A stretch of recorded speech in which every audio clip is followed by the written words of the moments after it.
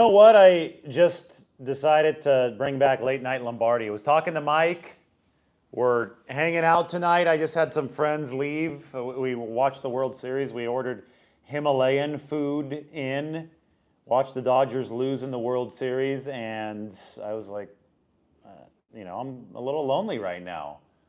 Margot's out of town, and it's time to talk to everybody about the 49ers. So, cheers to the water and bring in your questions. I just wanted to do something a little bit more informal. This is how we started the YouTube channel way back in the day, all those years ago.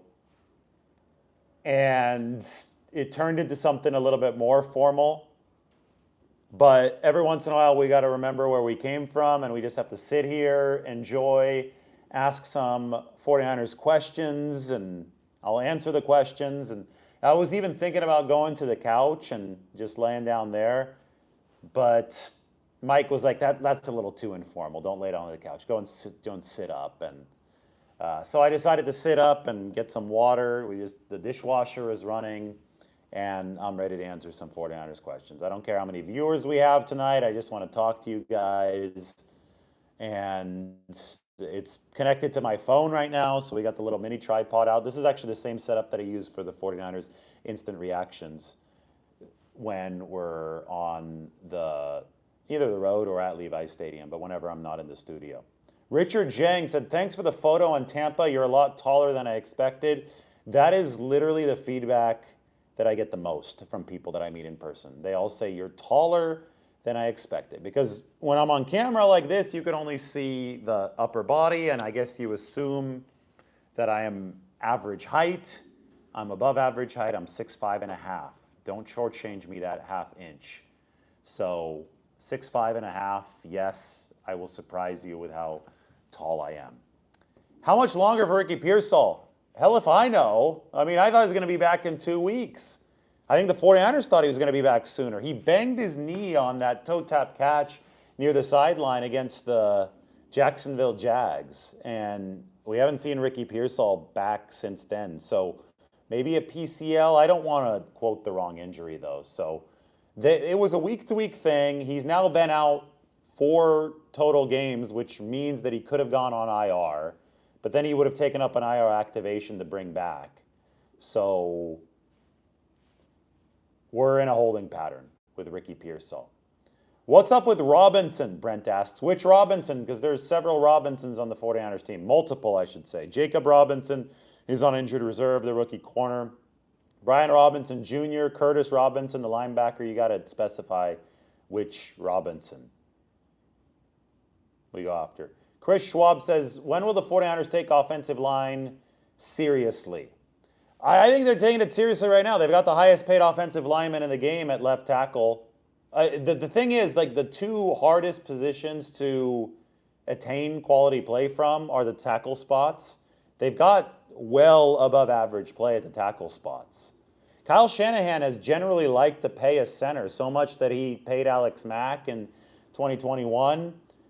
I know that they've liked Brendel. I know that causes a rift between what the staff thinks and what the fan base thinks, but they have invested in the center position more often than not. It is guard where the 49ers have always believed they can get a bargain type of performance from a player, and that's the position that's been the most problematic this year. Whether it is Dominic Pooney with a knee injury or Connor Colby, a rookie, having to start, that's where the 49ers have struggled. But they didn't plan for Connor Colby to start. He was a 7th-round pick. You could say that they're not taking it seriously, but when they drafted Aaron Banks in 2021, they drafted him with a plan that didn't involve him playing as a rookie in 2021. They drafted Connor Colby with a plan that didn't involve him playing in 2025. But he's playing because the injury situation has been so bad for the 49ers. I would not be surprised if Spencer Burford came off of IR and took that left guard spot for the 49ers if Ben Bartch is not ready to go. Their hope is that Bartch is ready to go, and that would be the best case scenario for the 49ers. I actually think it's a solid offensive line if Bartch is good to go. I don't think that Matt Hennessy is a bad player. He's seen some success at center. Pooney's obviously been a good center for San Francisco, or a good right guard for San Francisco, and the guards are good. I think that it's so important to look at the rest of the league. And if you watch every game, and I watch every single game, the offensive line play is getting overwhelmed across the whole league. The Eagles have had struggles along the offensive line this year, and everybody holds them as the gold standard. So I just think that there are more talented defensive linemen than there are offensive linemen in the NFL, and that's the truth of the matter, and that's why mobile quarterbacks are in such high demand.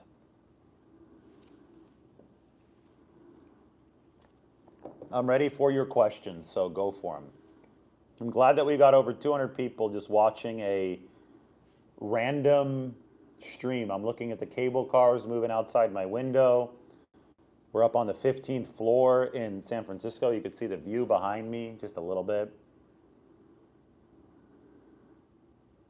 Somebody asked what was the scheme last week. The scheme last week for the 49ers was they are a shorthanded offense playing with QB2 against the number one defense in football. I mean, ultimately, you run out of tricks. They ran out of tricks. They need Brock Purdy back. They need Ben Barch back. They need Ricky Pearsall back. They need Brandon Ayuk back. Now, they may not need him back this week. They're playing the number 28 defense in the league. The Giants aren't good on defense, but the Texans are the best that the NFL has to offer. And it's hard to call a good game when you're overmatched talent-wise, as the 49ers were this past week. I saw Chris Schwab ask another question, but I forgot what it was as I was speaking there. If you want to copy and paste your question, Chris, I'll try to get to it. I don't think the 49ers are going to be extending Jake Brendel's contract. He's still under contract beyond this season, and he's getting older. He's had some knee tendonitis issues. So, yeah, I don't think that's going to happen. Are they putting Brandon Ayuk on the shelf? No, they're trying to get Brandon Ayuk to come back right now. He's week to week as far as the reopening of his practice window. Are the Niners trying to find a way to get back to San Francisco? Not that I've heard of. The real Hulk dad says Jacoby Myers for Jawan Jennings, player for player trade. I think if they trade Jennings, maybe they find a way to package him to get an edge rusher in return. Kashawn Davis says the 49ers could really use Brandon Ayuk. I agree with you. Yes, they could use Brandon Ayuk. A healthy Brandon Ayuk back to 2023 form. Ex-wide receiver, man-beating wide receiver, of course. They could use Ricky Pearsall right now, too. They have a very low explosive play rate, and we're used to the 49ers having a very high explosive play rate. The R says the defensive signings mean the Hulk isn't ready to contribute. Well, they've signed and traded for edge rushers, like defensive ends. I know that Keon White can play on the inside as well, but they haven't added defensive tackles. They don't have as much of a injury need at defensive tackle, although Alfred Collins is missing time now. The Hulk won Scout Team Player of the Week last week. I would look at him, though, as a developmental guy. Kind of like Drew Moss, the offensive lineman. They just waived him today. I'm assuming they're going to try to bring Moss back to the practice squad. So those are players, undrafted free agents, who you don't expect to be ready year one, but you want to work with them to develop them over time. Ryan Jones says that Evan Anderson is better than Kalia Davis. Well, if Alfred Collins is out of practice for the rest of this week and he can't play, then you may get a chance to see that in work. You may see Evan Anderson finally called up for the first time this year from the practice squad. So stay tuned on that front. I mean, it is a total mess for the 49ers along that defensive line with all the injuries. We don't know exactly what it's going to look like this weekend, and obviously they've been desperate to add some players in that D-line room at defensive end. Come on, Brent. Brent just asked, do you think the 49ers should trade Christian McCaffrey? Why would you trade a Hall of Famer who's still playing prime football? I just don't understand some of these questions. Mike sent me a photo. Mike, I can't look at the photo because I'm on my phone right now. Who's my favorite comedian? This is from Chris Schwab. Ooh, that's a good question. I'm gonna have to get back to you on that one. I have to think about that one. Remind me in a few minutes. Maybe I'll have some time to process. We are going to New York this weekend on the comedy front, and we're thinking about going and checking out the Comedy Cellar. I've been to the Comedy Cellar before. It's a great time over in the West Village. And I know that Robin Williams, San Francisco native Robin Williams, would drop in there from time to time. And I know that many famous comedians would drop in there from time to time. And it is an awesome, intimate environment, and I can't wait. I hope that we can make it back this weekend. Brent followed up his McCaffrey thing saying it's better to trade somebody too early than too late. Yeah, but it's also better to compete and create memories in the memory-making business than to just punt everything away. I mean, at a certain point, if you just start deciding to trade players before it's too late, then you become the Oakland A's. And the Oakland A's don't exist anymore. They're the Sacramento A's, soon to be the Las Vegas A's. The 49ers are 5-3. We should not be talking about trading players away at 5-3 in a wide open league. Like Bill Walsh, when he would cut players loose like a year too early rather than a year too late, it would be in the twilight of somebody's career, not in the middle of a potential title run.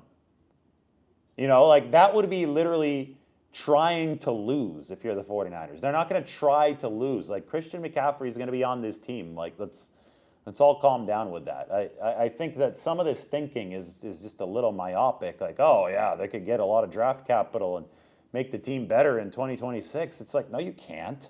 You see how important Christian McCaffrey is to what the 49ers are doing?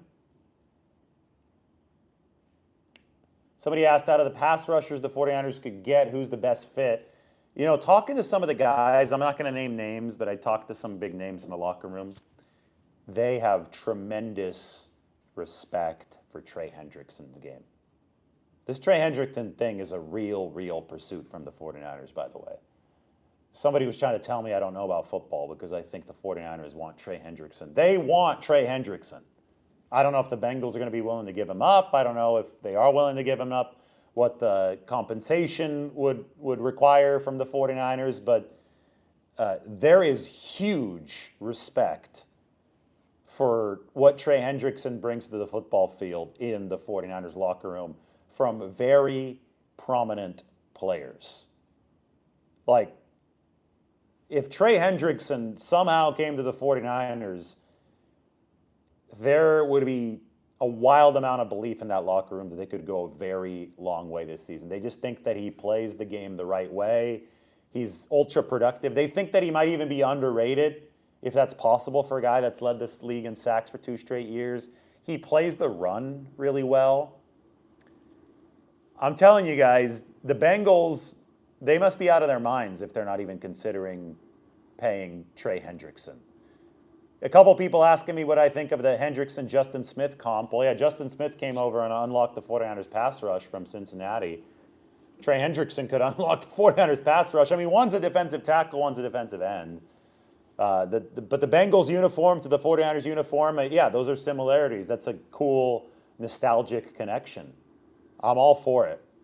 I think the Bengals would be idiots to not trade this guy. I really think so. That's my sincere belief. He already refused to sign whatever offer you try to put in front of him this offseason. He just doesn't want to play there. Dave said that in the comment section. Dave here, that's me, says that right now. And you can't put a gun to his head and force him to sign a contract this offseason. I don't think they're going to franchise tag him. So he's going to hit free agency. He's going to be a free agent anyway. So the best you can get is a third-round comp pick for him if he signs elsewhere in free agency, assuming he signs for big money elsewhere. Why not try to get more? Why not try to get at least a 2 if you're the Cincinnati Bengals? Because you're about to be, what are they now? 3-5? They're about to be 3-6? The writing is, it's more than on the wall. The writing is projected on the ceiling. It's in graffiti all over the mirror. Trey Hendrickson needs to be traded. Are you out of your minds? Cincinnati, like maybe they're just posturing to try to drive the price up. If they lose this week to the Chicago Bears and they're underdogs, then maybe the deadline pressure of next Tuesday pushes the Bengals to sell. But I know that the 49ers are interested. Mike just texted me. He said, terrible owner. Yeah, that could be it. Could be the owner. I don't know. Nobody's ever accused the Bengals of being a well-run team. Tosh Scott says no runaway team so far. I love it. I love it too. Makes it interesting. Steve says that Trey is out with a hip and back injury. Now, he played the last game with the hip injury. I don't know how healthy he is. Is it one of those situations where he gets traded and he moves over to the 49ers and all of a sudden he's 100% healthy? I don't know that either. Mike, who else is interested in Trey? Is it the Cowboys? Somebody else was reported to be interested in Trey today. I'm getting a lot of Ricky questions. I don't know when Ricky Pearsall is going to be back on the field.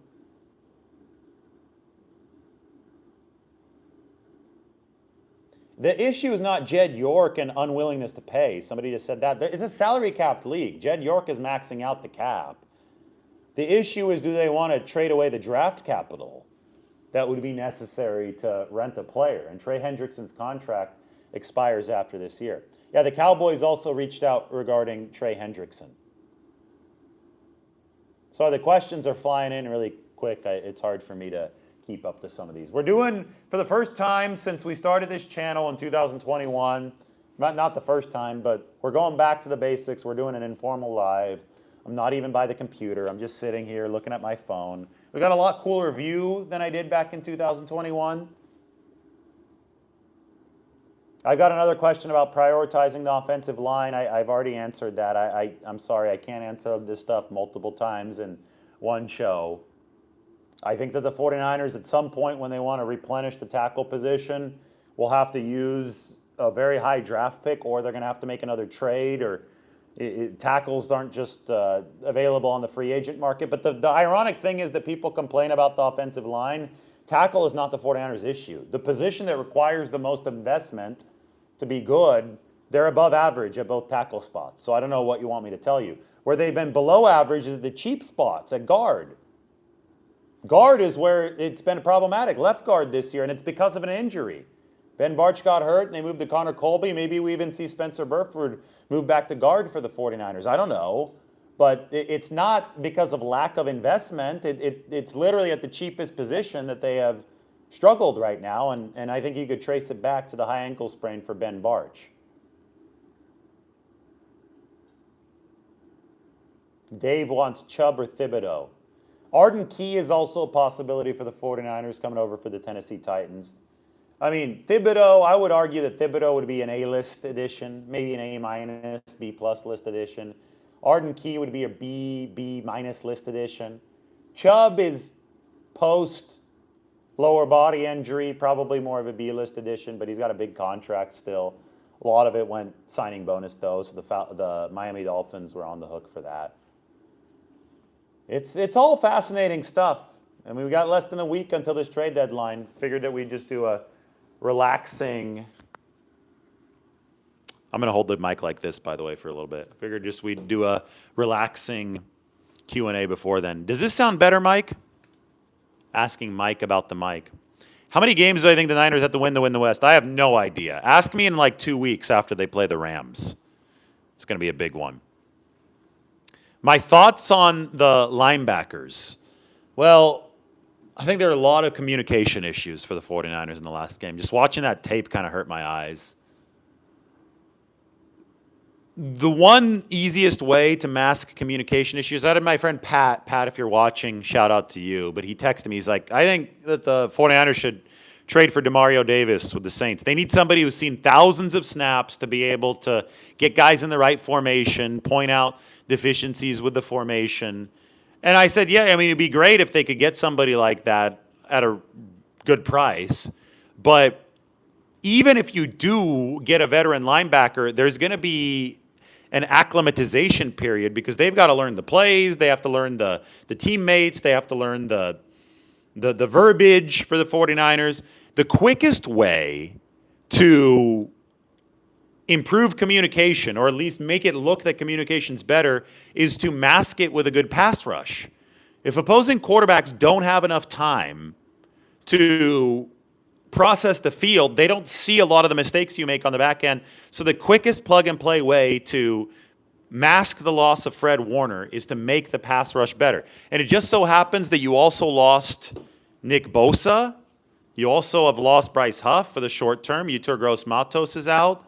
I mean, Peter Schrager said that Quincy Williams is somebody who could be moved before the trade deadline, and I mentioned Quincy Williams right after the 49ers lost Fred Warner in Tampa Bay. I made a whole show about it.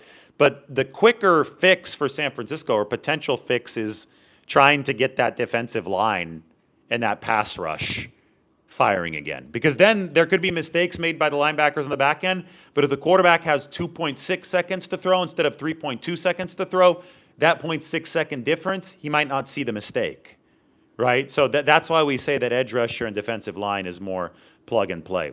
Jordy asks, what's my favorite burrito spot in the Mission? Taqueria Cancun, 19th and Mission. Caleb says, why don't the 49ers try to get Bobby Wagner from Washington?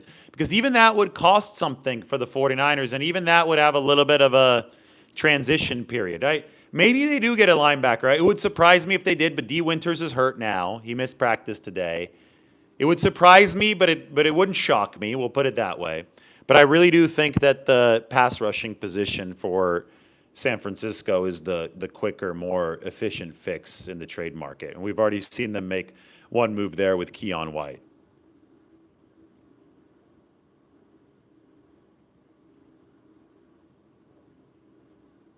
Somebody said, move Malik Mustafa to linebacker. He already plays a little bit of that with safety playing closer to the box. La Taqueria is good. I think they've got the best carne asada. If you're looking for good chicken, I'd go to Taqueria Cancun. If you want Al Pastor burritos, El Castillito on Church and Market. Alex asks, where's my boy Cowing? I've seen him rehabbing on the side. That's the only update I have on Jacob Cowing, though. Do I believe that Purdy will start any games remaining this season? Of course I do. He might start on Sunday. If he doesn't start on Sunday, I would think that it's very likely that he starts against the Rams the week after that. The 49ers need their QB1 back. It is just a tricky deal with the toe injury. Ryan says, have I seen the article that Aaron Banks and Jalen Moore are already bust? No, I don't read articles that talk about busts and stuff. From what I understand, though, Aaron is not playing great in Green Bay. He was never great with the 49ers. It shocked me that he signed for that big of a contract. And when you go to Jalen Moore, well, $15 million a year for a guy that didn't start with the 49ers, that's significant. Kansas City decided to pay him a lot of money. It just goes to show you where the O-line market is right now. Caleb asks, is Fred healed yet? I wish I could tell you yes, but I'm afraid the answer is no. Senor Sancho says the secondary played soft. Well, one reason the secondary played soft is because the D-line was not giving them the necessary pressure. You know, you got to have both. You've got to have the pressure, and then you've got to have the coverage to work with it. And the 49ers were really getting neither in that game against Houston.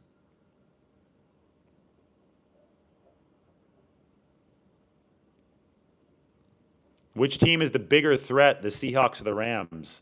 They're both really good football teams. The West, I think, is the best division in all football this year. It's hard for me to handicap who's better, the Seahawks or the Rams. When do they first play? Mike, when is the first Seahawks-Rams game? That's going to be fascinating. Like, I'm going to tune in start to finish for that first Seahawks game. Seahawks-Rams game. I mean, Darnold has been better than Matthew Stafford this year. Let's put that out there first. He's younger. That makes sense.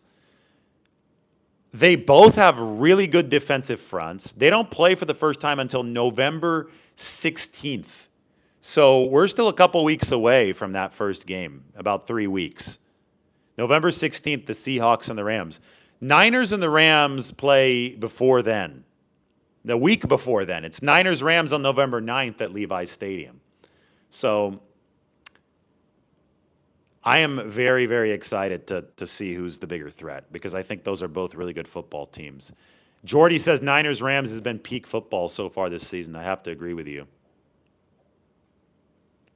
Ryan asks, could the 49ers hire an outside consultant to determine if there's something contributing to their above average injury rate? Yes, and who's to say they haven't hired one yet? Like, that's not information they would need to publicize. I mean, we can go to all sorts of conspiracy theories, and so can outside consultants, but sometimes, bad luck is bad luck. I don't think that Stafford is playing better than Darnold. Have you seen all the rankings, all the advanced stats? Darnold's number 1 or number 2. Tommy, I don't play golf, but if you want me to play at Pebble Beach, I will learn how to play. I would love to take you up on that. You know my email address, right? It's david@lombardihimself.com. david@lombardihimself.com. Hell, even if we don't play golf, I'm happy to come down to Pebble Beach. Margot will come down too, and we'll have a couple drinks with you. That would be awesome. david@lombardihimself.com. Anybody wants to take me to a Warriors game, I'm down for that too. david@lombardihimself.com. I want to go see Steph in this last year. I mean, it's special what he's done, and I've been in San Francisco his whole career. Want to make sure that, and Mike wants to go see Warriors games too. If you want to host me, Mike, Margot, Mike's wife can come through too. We would all love it. We put in a lot of hours for you, so we deserve to have a good time, right? I mean, this was the most impromptu show ever, and I'm really happy with how it's going. We got 426 people watching, and I'm just sitting here talking in circles, really.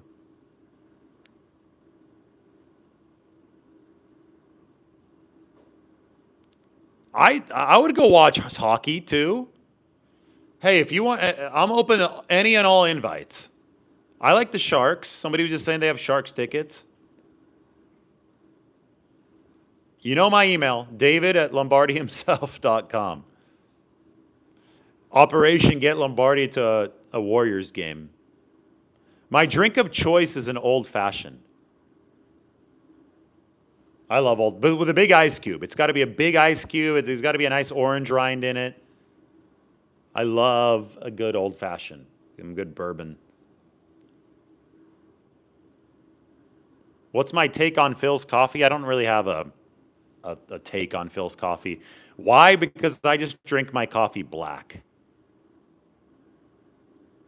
I mean, I'm not fancy with the coffee. I just drink it like jet fuel, so I don't need to go to any fancy designer coffee shops that will mix me a crazy latte. Just give me a black coffee, and I'm going to go out and work.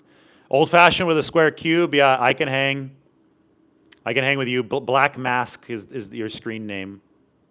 Andrew says, did Kyle say that Juwan has been extremely injured, hurt any chance of them trading him? No. Any team that's going to trade for anybody is going to do a full background check. And Juwan Jennings has already said that he's playing with 5 broken ribs. So the cat's already out of the bag. Like, there's no... It's been obvious. And I think, like, in fact, if the tape hasn't been as good with Juwan Jennings this year, and I would say that the blocking hasn't been as good as it had been in the past, one way to, explain that away, keep his value up, is to say, wait, he's been playing hurt. So Kyle Shanahan acknowledging that today, Juwan Jennings saying that before. If anything, that could help Juwan Jennings' value from the outside. Lester's asks me what my favorite coffee brand is. I'm going to shout out to Linea Coffee, Linea. They are on 18th Street in San Francisco, 18th between Valencia and Mission. About a year ago, I was walking down the sidewalk, and one of the guys from Linea Coffee ran out. It was like, hey, Lombardi, come on in. I got to give you some free coffee. We watch the show all the time. And I got the coffee, and it was really good. I gave it to some of the coffee lovers in my family, my sister-in-law and her husband. They really, really like gourmet coffee. They like grinding the coffee, doing all that stuff. And I brought the Linea Coffee back to Nashville for them. That's where they live. And they drink this Mission District coffee from San Francisco. So shout out to Linea Coffee. We're going to say that's my favorite coffee brand. Go check them out. 18th in between Mission and Valencia here in the city. I want to come back and watch a Fresno State game. I heard they've got a home-and-home with Stanford coming up. I was planning to go then in a couple years to see Fresno State and Stanford play back at Bulldog Stadium. Jimmy says, would losing to the Giants be the ultimate head-scratcher? No, it wouldn't be a head-scratcher. It's the NFL. You could lose any week. 49ers are only 2.5-point favorites. It's not like this game is in the bag. It would be frustrating for the 49ers. I don't think it, I could see them losing. I could also see them winning. Mike's cousin, this is some trivia. Like producer Mike's cousin is the starting punter for Fresno State. That's pretty awesome, Mike. If you want to share your cousin's name, go ahead and put it in the comment section so everybody knows who your cousin is starting for Fresno State. The punter, maybe he's going to be the successor to Thomas Morstead, who might be retiring after this season. Is safety an issue for the 49ers? Juan asks. Diehard Niners says, Wood Tavern on College Avenue in Oakland. Yeah, I love College Avenue. Nick Verdugo is the name of Mike's cousin, who is the Fresno State punter. Is safety an issue? Juan's question. Marquise Siegel had given up the most coverage yards of any player, any safety in the NFL, so that was an issue. I think Malik Mustafa improves the position. I don't think the Jair Brown fits exactly what Robert Saleh wants. I think they want a little bit more speed there. I don't think safety is a position of strength for the 49ers, no. I don't think they're great on the back end this year.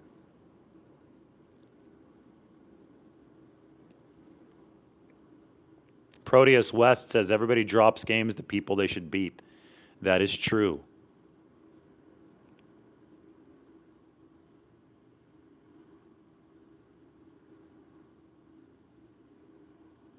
We don't know if Purdy's starting yet. The Waymo Kit Kat tragedy, Marcus asks, did a Waymo hit somebody's cat? I don't know the details of the story, so you keep on asking me to comment on it, but I'm going to refrain from commenting on it since I don't know the details of the story. Is Mac Jones going to regret signing a 2-year deal? I mean, yeah, he could sign for a lot of money after this year if he wasn't under contract for next season. Who do you guys think is going to win the World Series? Should I head to, there is a Canadian sports bar in New York. I'm going to be in New York. It is called The Canuck. It's in Chelsea, New York. Should I go watch the Blue Jays try to beat the Hate It Dodgers on Friday night in New York at the Blue Jays bar? Questions for you guys. Should I go do it? Is there a Dodgers bar in New York? That's another question. Do the Dodgers have a bar in New York City? Because I know they don't have one in San Francisco, which is a good thing. That'd be blasphemous. But I might have to go do it in New York. Jiggle says all the hockey people have loved the Canuck. I'm going to try to go to the Canuck then. A lot of people are telling me to go. Eric says Brooklyn must be a good spot for a Dodgers bar. Eric Gomes is really smart. That's a good point because the Dodgers used to be in Brooklyn. That used to be their home borough in New York. I don't like the Dodgers. I'm not going to pretend like I like the Dodgers, but if they had a bar in New York, I would swing by for the channel. I would swing by. I would get, let you guys know what it looks like, get a video, and then I would head over to the Blue Jays bar as well. And I know there's a lot of combo 49ers Dodgers fans, so I'd do it for you guys. I'm also going to try to swing by the Niners Giants bar in New York, Finnerty's, which is reopened on 33rd Street. It's a $1,600 ticket to get into Game 6. No thanks, I'm not going to go. I've paid a lot of money to get into sporting events before, but not that much. In 2016, I paid $900 to sit in the upper deck of Warriors-Cavs Game 7. I got free tickets to go to the Giants World Series in 2012. Game 2, I saw them beat the Detroit Tigers. I have been to the Super Bowl for free twice because I had a media credential. 2019 and 2023, both 49ers losses. I have paid my way to go to the NLCS. I saw Game 7 of the 2012 NLCS. The Giants win. Remember the rain? It was pouring rain at the end. They blew out the Cardinals, and Marco Scutaro was sitting there in the rain shower. That was epic. And then I saw Game 5 of the 2014 NLCS. I was sitting in section 305 down the right field line, and I saw Travis Ishikawa hit the walk-off home run. That was a really cool sporting memory for me. I paid for that. I probably paid $300 for that ticket. You know, and somebody's asking me what's the most I would pay to get into a sporting event. I have paid $900 to get into a sporting event. So I guess I would say $1,000. I had less money back then. We'll put it that way. I was 2015, 2016. I was a very young, struggling reporter in the crazy San Francisco market. But it was Game 7. Like, how often does a Game 7 come along? Like, of the actual finals, not just the Western Conference or whatever. So I was like, hell yeah, I'm going. The Warriors lost, but I do not regret it. The Warriors lost that game, but I was still there to see a Game 7, and it's still one of the most talked about games that you'll ever talk about. So that's redundant. The most talked about games that you'll ever talk about. One of the most talked about games ever. I'm 37 years old now. Chris Schwab paid $3,000 to watch the Niners lose to the Rams in the NFC Championship game.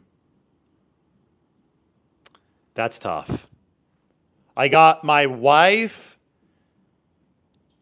and two of my best friends tickets for that NFC Championship game. And they were not happy after the 49ers lost. That's an ouch. But Chris is a good guy. We like Chris. Freddie asks, Shaver Lake Pizza and beer or the Trading Post? Oh, God. I mean, I would say neither, to be honest. I mean, I respect both of those businesses, but go to Pub and Grub or go to the Shorthorn Saloon. I would start at the Pub and Grub and just go over to the Shorthorn Saloon. There's another restaurant. I don't know what the name is. Like the logo's like a longhorn. It looks like the Texas Longhorns logo. It's just down the road. They just opened a few months ago. You might like that one. But if I'm going out in downtown Shaver Lake, Pub and Grub or Hungry Hut, and then definitely end up at the Shorthorn Saloon. What's my favorite pizza spot in New York? Well, I can't betray the name. Lombardi's Pizza in New York. It's the oldest pizzeria in America. It's called Lombardi's. They're not related to me, only by name, but definitely a place you can go check out.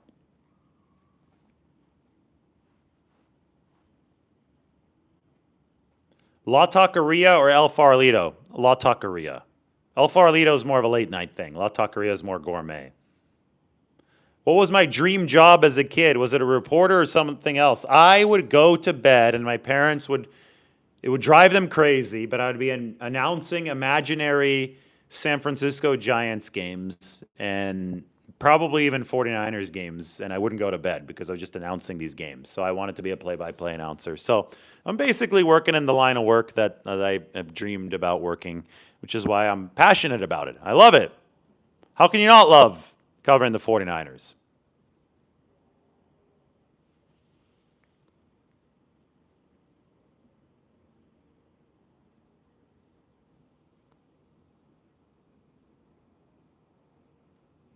Did I ever get Mike into the press box for a game? No.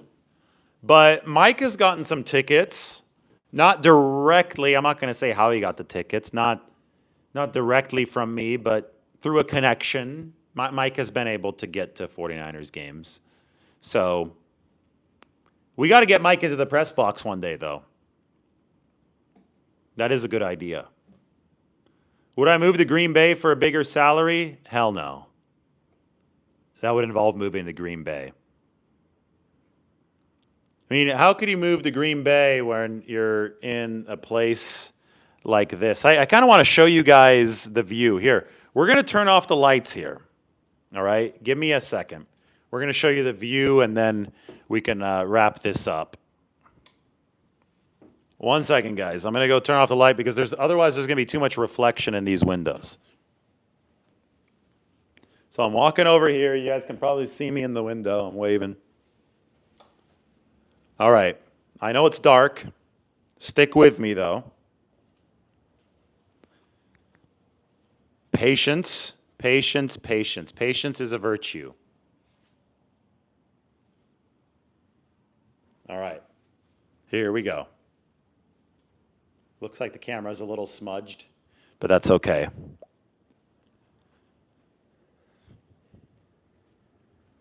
Here we go.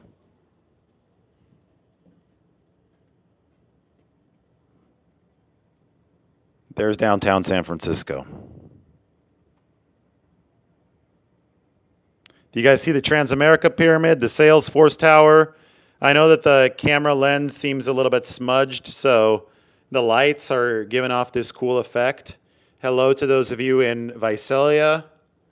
This is the San Francisco skyline. And look, you could watch the cable cars going up and down the street right there. That's Hyde Street. Remember, so we did something from the roof a couple times. Now we're in the window. I'm not going to go up on the roof right now. Although, I mean, if something crazy happened and we had a ton of viewers, I would literally walk up on the roof and do something cool. But that's for later. We can't do that at this very second. This is not a hotel. This is an apartment. We're on Russian Hill. All the hotels are over here in downtown. We are in Russian Hill. If we get 2,000 viewers, we're going to go up to the roof during a show. When Trey Hendrickson is traded to the 49ers, we'll go up to the roof. Unless I'm in Nashville, then we'll go up to the roof when I come back. Sound good? All right, guys. Good night.